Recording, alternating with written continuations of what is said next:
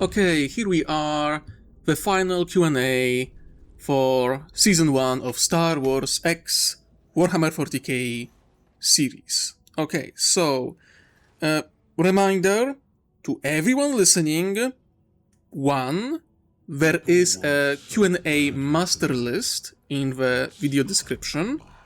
That's 1. 2nd, no Q&As under this video. Like, I have relatively simple rules, but, should apply when you're trying to ask me questions.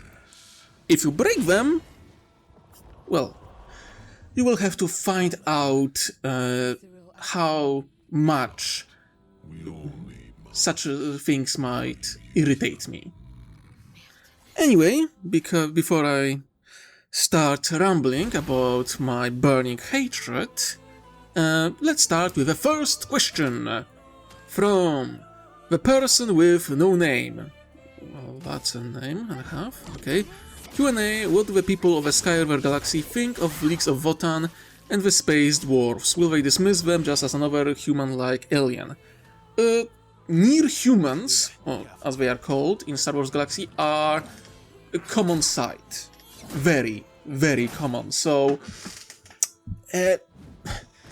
yeah, they will dismiss them, because why would they do anything else? They are just another human-looking species.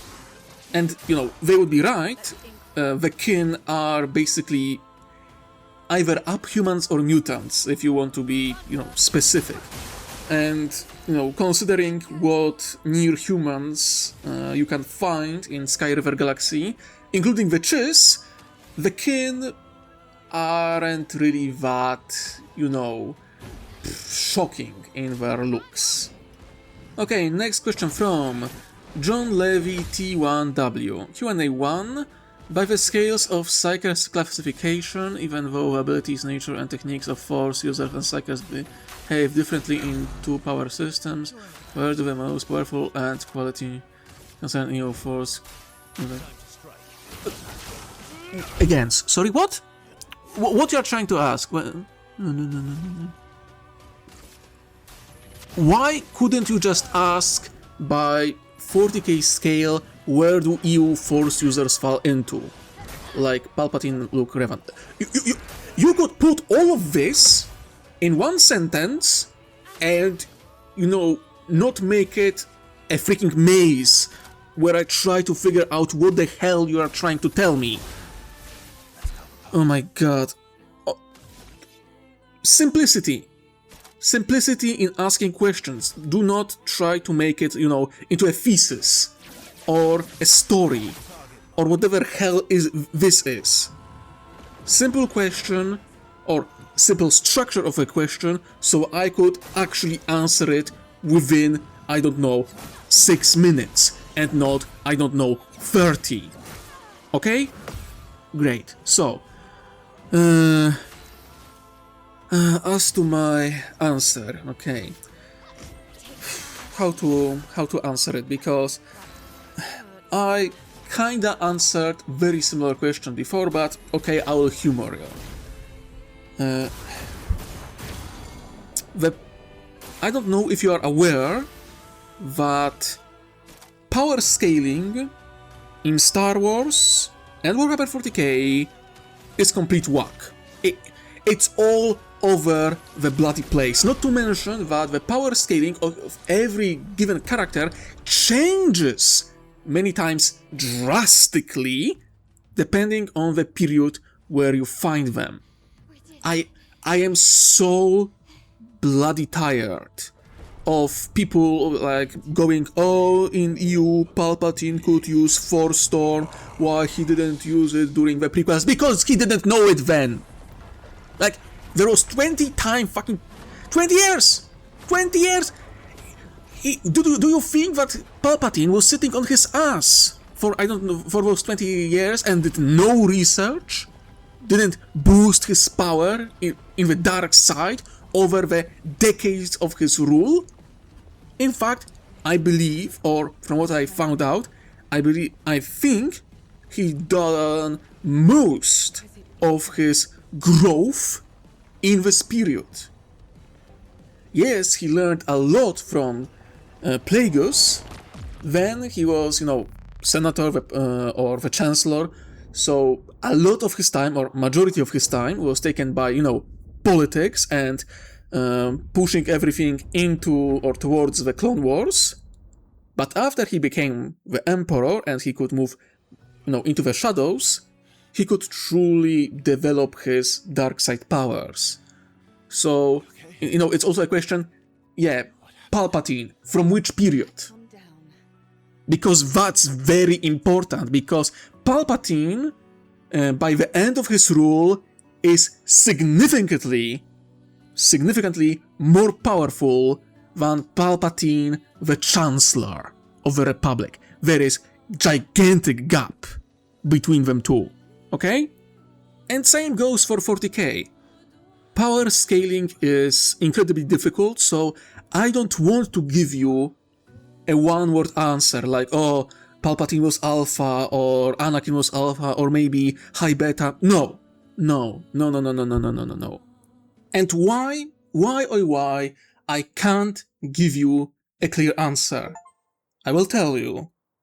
The depiction of a given level of power can vary extremely from one another depending on the author.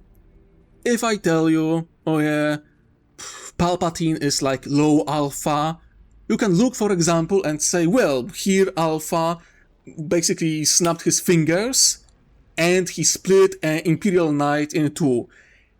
And, this is like the power you have envisioned. However, there is also another depiction of Alpha who struggles to even lift a machine half the Knight's size.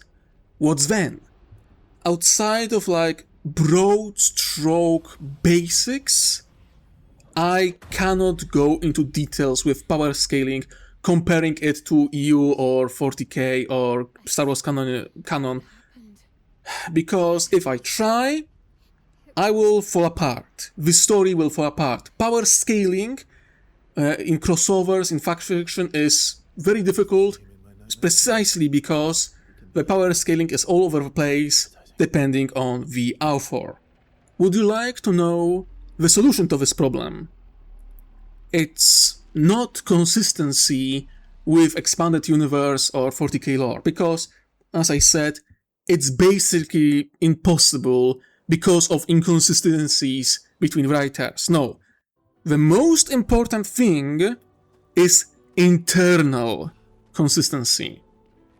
I mean, we didn't really have any real depiction yet of it, but, let's say Lina showing off her abilities at the Jedi Temple, yeah? You could say that at her age she has, like, a power of a well-trained Padawan or, like, low to mid-level knight. And even then, her success against droids was more with how unusual her weapons, including a ranged weapon, and abilities were.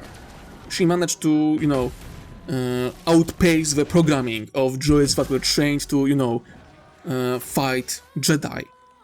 So, we need to keep that, for example, in mind. Would she be able, for example, to defeat Anakin? Maybe.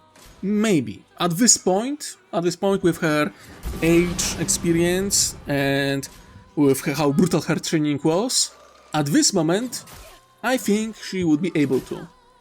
But if we go to, middle of a Clone Wars, even with her own abilities growing, I think Anakin would be more comfortable or able to beat her. Dane Marek points it out himself that Anakin has a potential and one day he will be able to smash Dane into pieces with no problem. But it's not that time yet. So this is what I need to keep in mind and be wary of.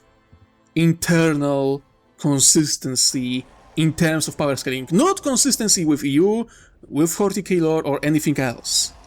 Internal consistency. Okay? Marvelous. Okay, your second question. Q&A 2. I've been playing Empire at War a lot. I'm curious at how you will write and display the power of turbo lasers, ion cannons. Tell me this. Mate, under this question you have another thesis, and it's another power scaling question. You ask the same question 2 times. It just one is connected to the force, and the second one to the guns. And the answer is the same as before. Internal consistency is more important than consistency with outside stories, and, which I already answered before, narrative comes first. Balancing things out to make the story interesting is most important. The reason Ravag's the Red has a bloody mech, even though they are extremely uncommon in Star Wars, was precisely because it would be fun and interesting to see a pirate warlord going against a Tau battlesuit in a massive, hybrid, monstrous mech. Same goes with starships and weapons. Again, internal power scaling. If you will see, let's say, a bombardment enacted by Singular Munificent, and its main turbo laser will be able to destroy, let's say, a skyscraper with a one hit. I will have to keep it in mind and make sure that the next time there will be a scene of orbital bombardment with Munificent, or a vessel that is, as we understand it, more powerful or weaker, depending on situation, the damage it outputs will be, scaling with our understanding of their power. Yeah? Again, internal consistency is most important, and connected to it, narrative comes first. I will not be entertaining the bullshit EU scaling that one turbo laser has a power of 200 gigatons. That's a thing, people. That's a thing. Some people believe that one turbo laser shot has a power of 200 gigatons, which doesn't have a lick of sense because, for context, do you know what was the most powerful nuclear weapon deployed on Earth? It was Tsar Bomba. It was meant to be 100 megatons, but they split it in half, made it 50 megatons, because they feared that 100 megatons would be too destructive and could screw with Earth itself as a planet. And even then, the flash of explosion was seen from 1,000 kilometers. That's well over 600 miles to my American friends. And the shockwave of explosion circled the Earth 3 times.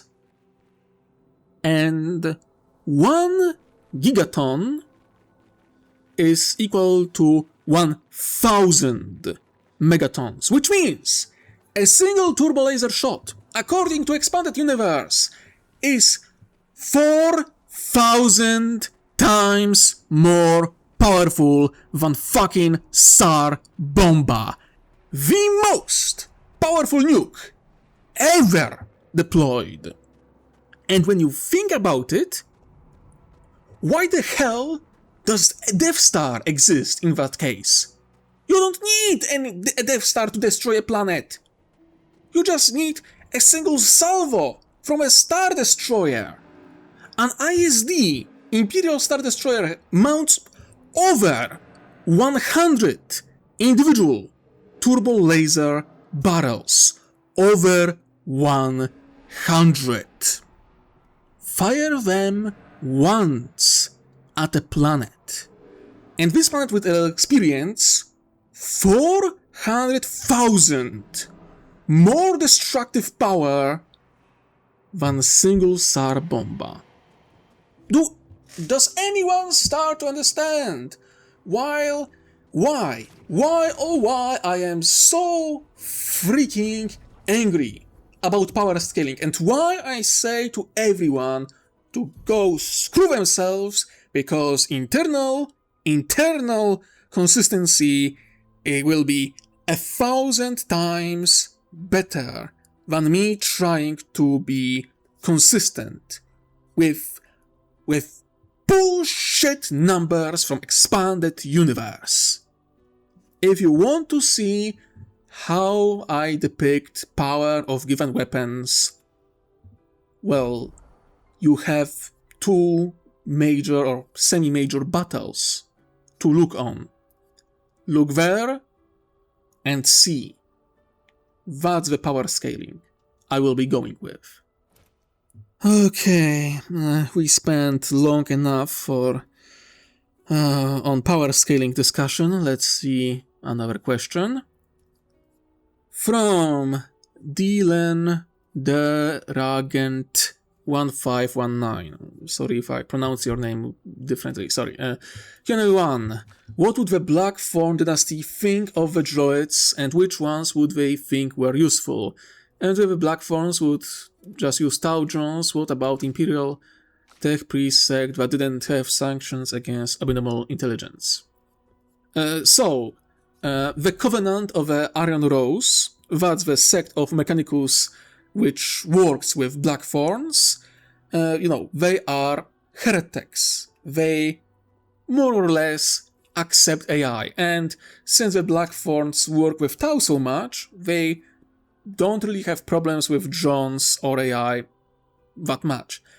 And they use Tau drones regularly, and have even their own limited droids and drones already.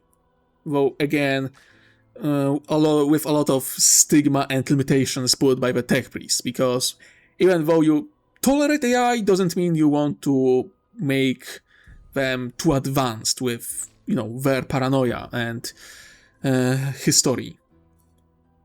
So, what would the Black Thorns think of the droids? They would see them just as local version of Tau drones, and I do not believe they would see any individual droid as more useful as any other, because, again, stigma, just because they tolerate and use it doesn't mean that they use it on a large scale. So, nothing major. I think that, for example, there were a lot of droids on Scarif that weren't activated to fight the battle, or weren't activated in time.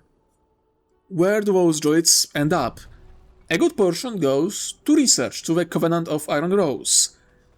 Good portion is sent to the Tau, or sold to them. The Black Thorns themselves won't really be that interested in using them.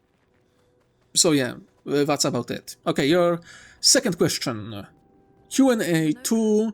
What would happen if the Republic exploring worlds outside of Tau territory end up on an Eldar Exodite world? Oh, they would die. Just die. There is no discussion here. I mean, unless they have a Jedi Master, and I mean proper Jedi Master, or a proper high-class Jedi Knight, I'd not see that they would have survivors. Exodites are not friendly to outsiders, nor are, Exodite worlds themselves, and, world spirits, they do tend to be unfriendly to those who don't have knife ears. And that is assuming that there are no Corsairs or Craftworlders nearby who will obliterate any presence in orbit. The Eldar, as usual, are secretive, but They're especially now because they understand how ludicrously limited their numbers are. They have limited amount of outposts and planets that they can settle at this point, that they can call their own.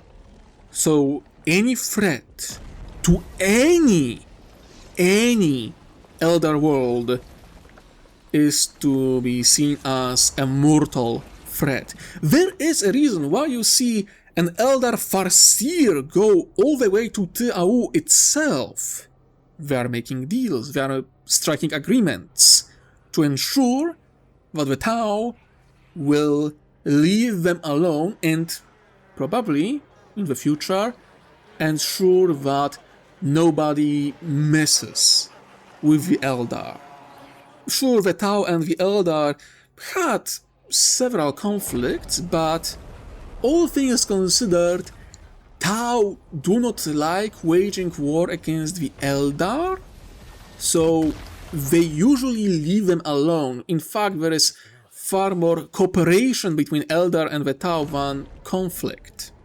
I mean, Tau hire Eldar Corsairs all the time to serve their own purposes. As they did with Sandblitz Brotherhood to, aggravate relations with Trade Federation, so they would send fleet to Rune.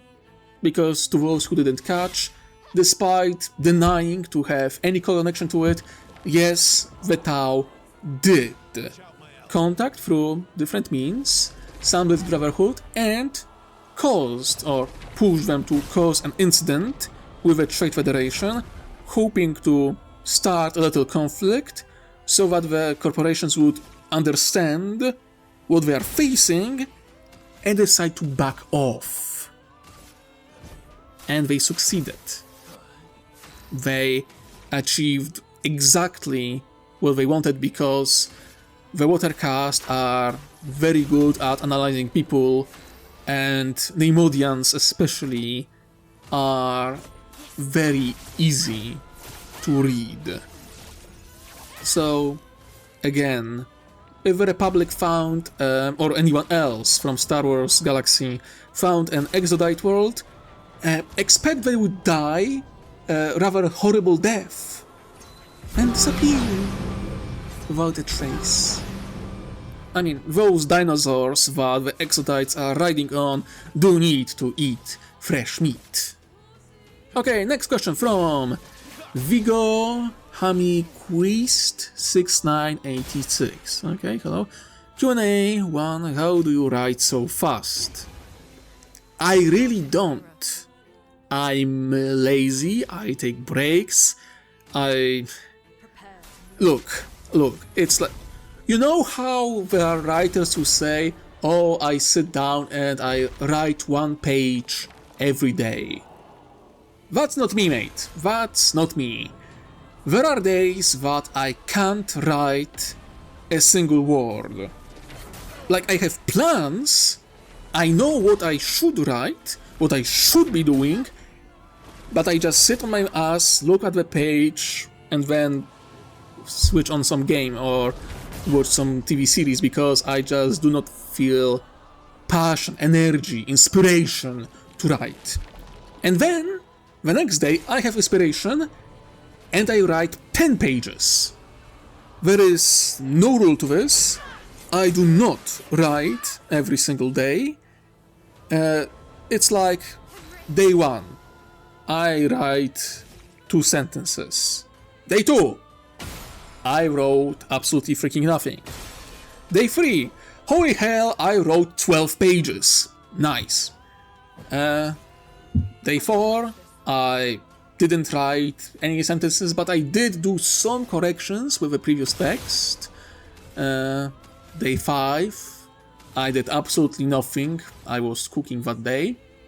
And day 6, I wrote another 15 pages. So, to answer your question, how do you write so fast? I have no bloody idea what you are talking about. In my opinion, I do not write fast. I just have moments where I write extreme amount of pages, and there are moments when I don't write anything at all. Okay, so your second question. I do understand that you don't want to include Space Marines or anything similar in the story, but I have to ask, are Space Marine fans really that toxic? Toxic? Mate, they are radioactive. They... look, mate. The moment Marine fans see a Space Marine in a story, they want the story to be about those Marines. And if you could guess, they are I don't even have a word. Fucking hell. So, they are absolute pain in the ass over power scaling.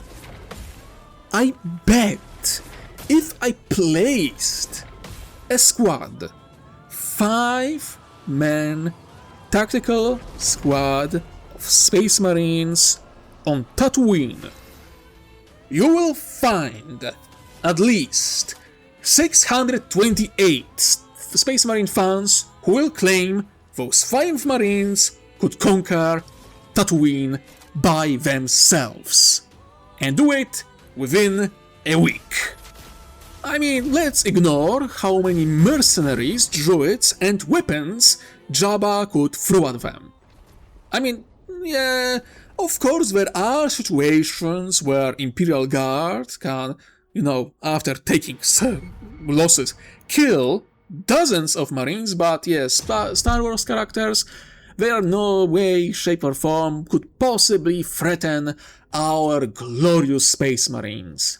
Let's just not look at the disintegration rifles that could be deployed by the criminals on Tatooine.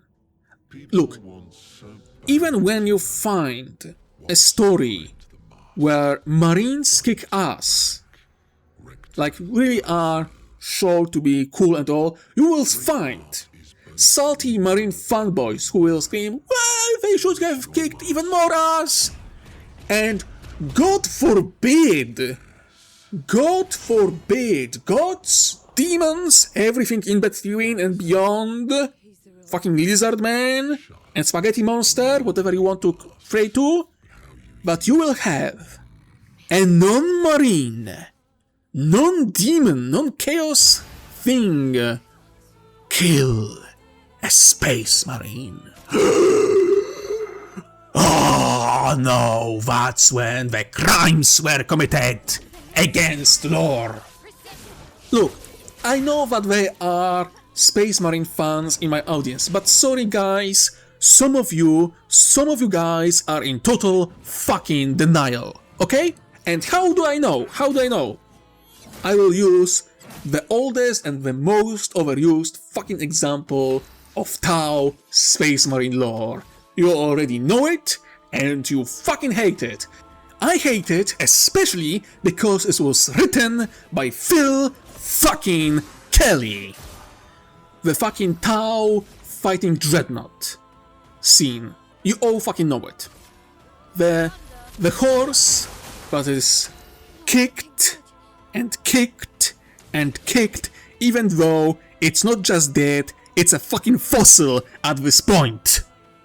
So, we have the scene, and what is popular vision of the scene created by Space Marine fans? Tau fought a Dreadnought, and they saw it was older than their entire civilization. And the Dreadnought pilot, even as he was dying, he was spitting curses. And it made Tau shit themselves in fear. And that was cool as all fuck. Now, what really happened? Do you know what really happened? I will tell you.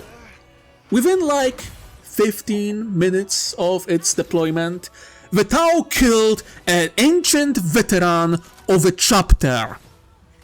This Dreadnought, this pilot, was over 6,000 years old. 6,000 years old. That means this Marine served or was entombed in the Dreadnought before the age of apostasy, before Ghosh Van Dyer ruled the Imperium, and they killed him within 15 minutes. 15 minutes of his deployment, and they killed him! And you know what was really terrifying to them? It wasn't even the age. Of course, it was shocking that this Dreadnought was this old.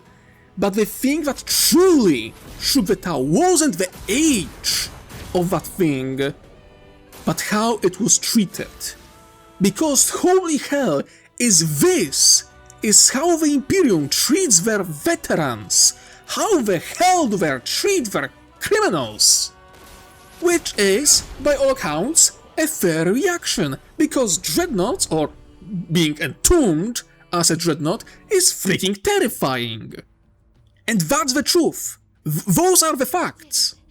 As much as I hate Phil Kelly, he made it relatively clear that it was the state and the treatment of this ancient veteran that was more shocking to the Tau and than its actual age.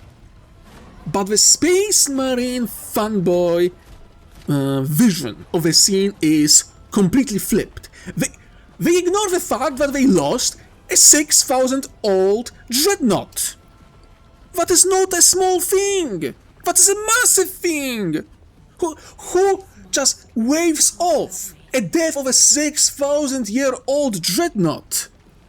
If such thing happened in any other story where, I don't know, Chaos Marines killed such a Dreadnought, it would be seen as a tragedy. But holy hell, this ancient veteran went out like a chump. But that's the thing here.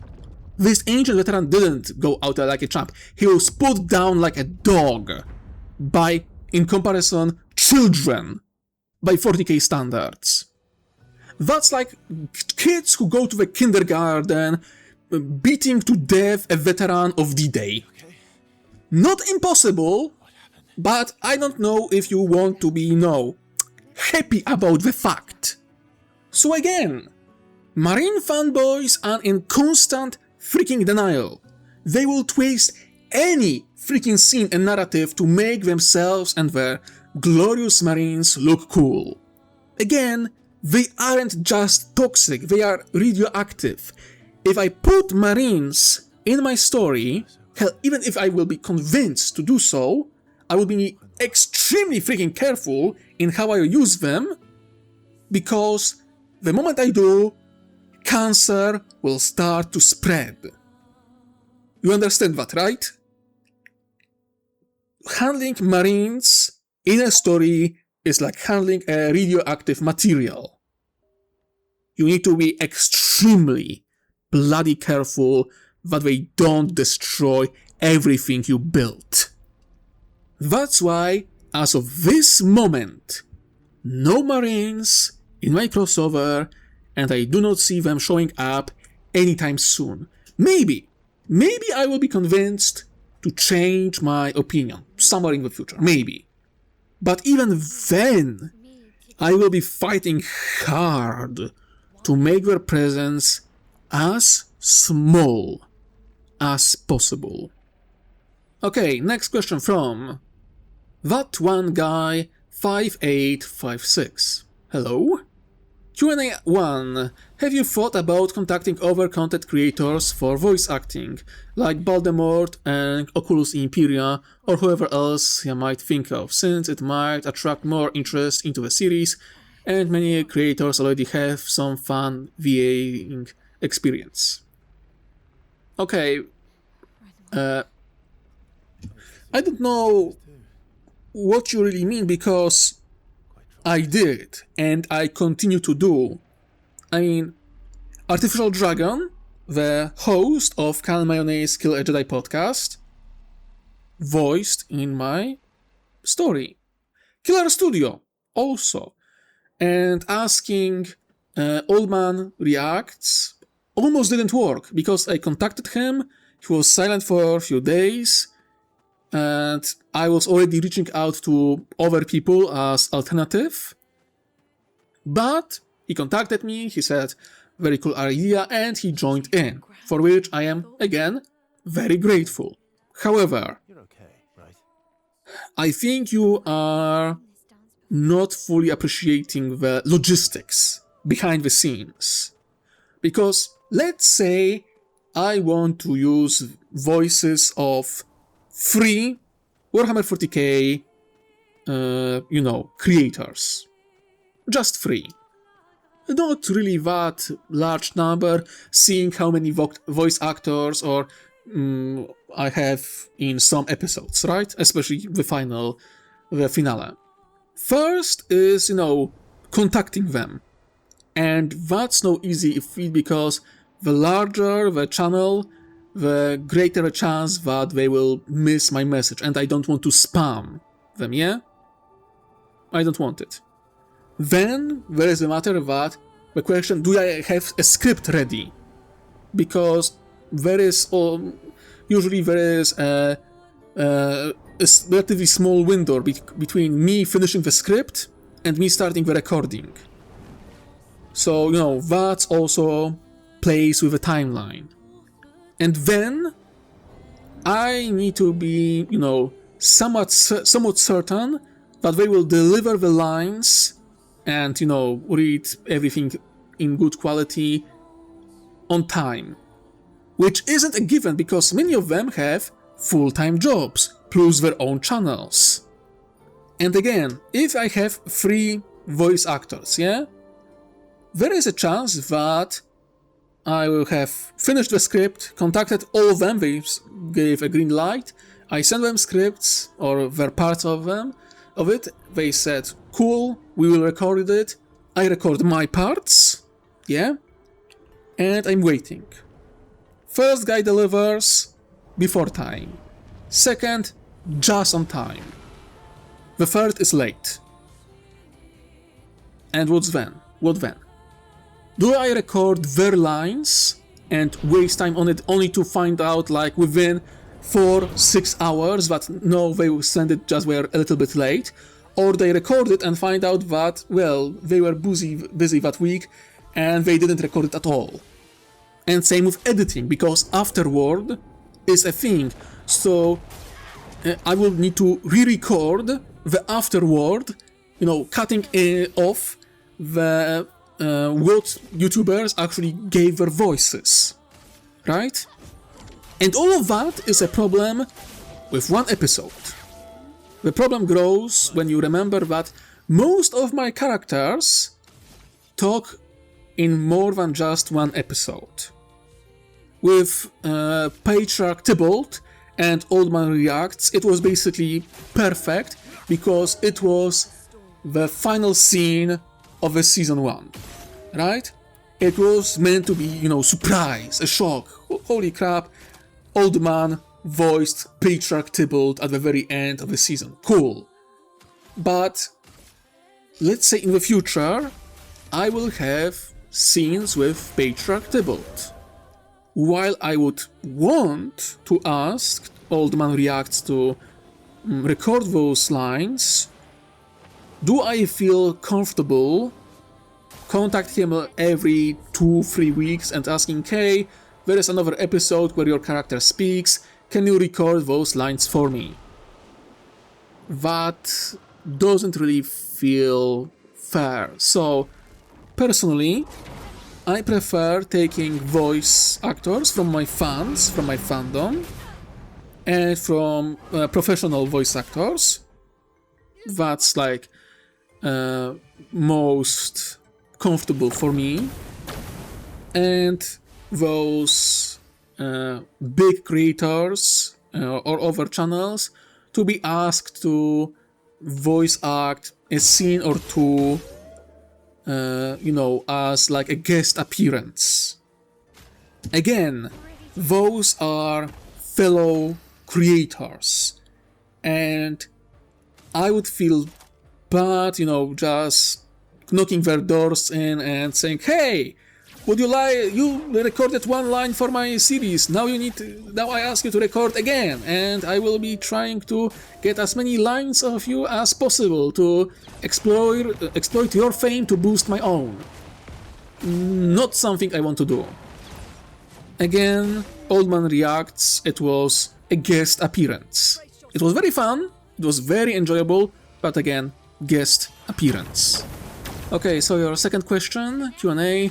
Bit of a random question, but are the stars of the Milky Way galaxy visible to the Sky River galaxy astronomers? Like how you may... yeah, I mean, sure.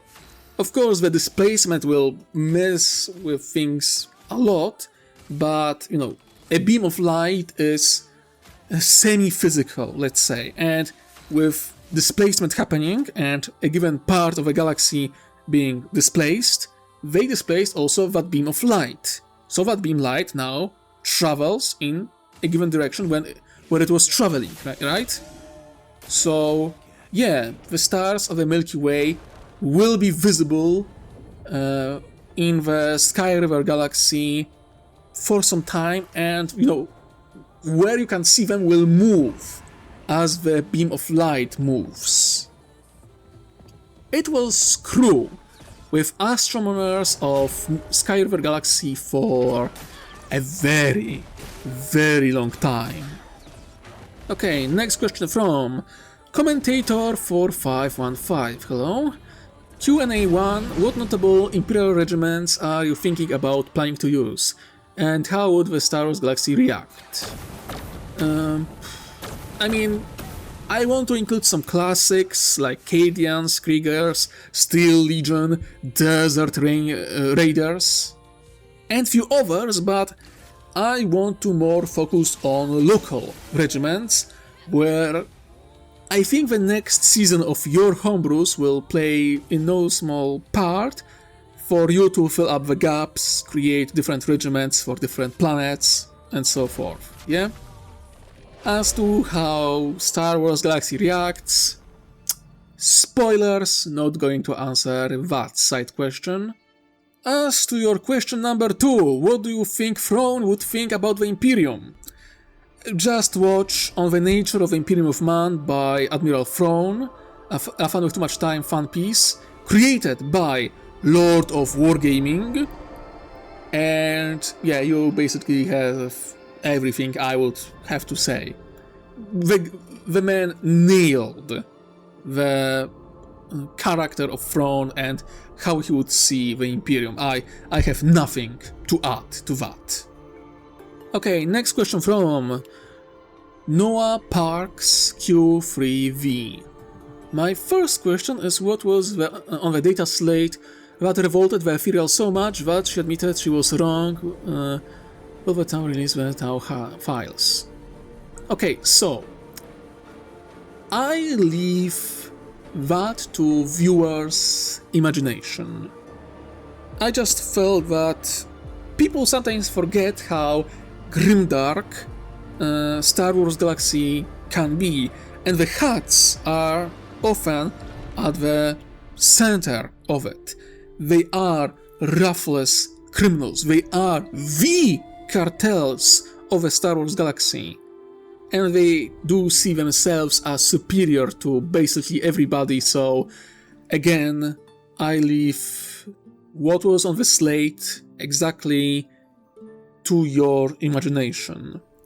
As to will the Tau release the Droxam files? Partially.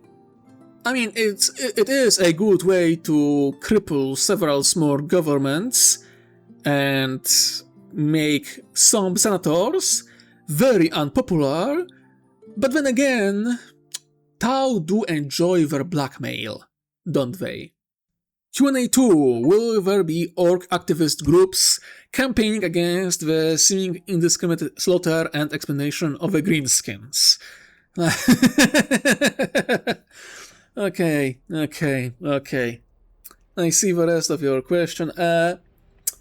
Maybe I didn't really had plans for that, because the orcs are very hard to love, to accept, because they are incredibly cruel, brutal, and so forth. Gene stealers at least pretend to be civilized and diplomatic when they need to. Orcs not so much, so maybe I didn't really think about something like that, but it does seem amusing, so I wouldn't mind seeing a scene of, I don't know, some poor activists saving an orc, thinking they are saving someone, only to get beaten to death and their ship used to infect some random planet with orc spores. Could be funny, could be amusing. And the last questions coming from Rowan Williams 7947. Greetings, what you have for me? What would Chaos require to gain a foothold at all in the Sky River Galaxy? Extremely, and I do mean extremely skilled Chaos sorcerers. Of incredible power and talent, and several 100 billion, if not more, souls sacrificed in ritual fashion. I think that if they, in very ritual and showy fashion, sacrificed majority or half the population of Coruscant, including all the Jedi, because, of course, Force users and their souls are more appetizing to Chaos Gods than anything else, they would be able to establish like a solid foothold for Chaos Gods in Sky River Galaxy. But they would need to slaughter a good portion, if not majority, of population on Coruscant, plus entire Jedi Order in ritualistic fashion. Slaughtering Palpatine in very ritualistic fashion, as, a greatest Darksider in this galaxy, wouldn't be bad either. Not to mention several sacrifices of their own powerful members. So, yeah, that's what they would need to do, in my eyes.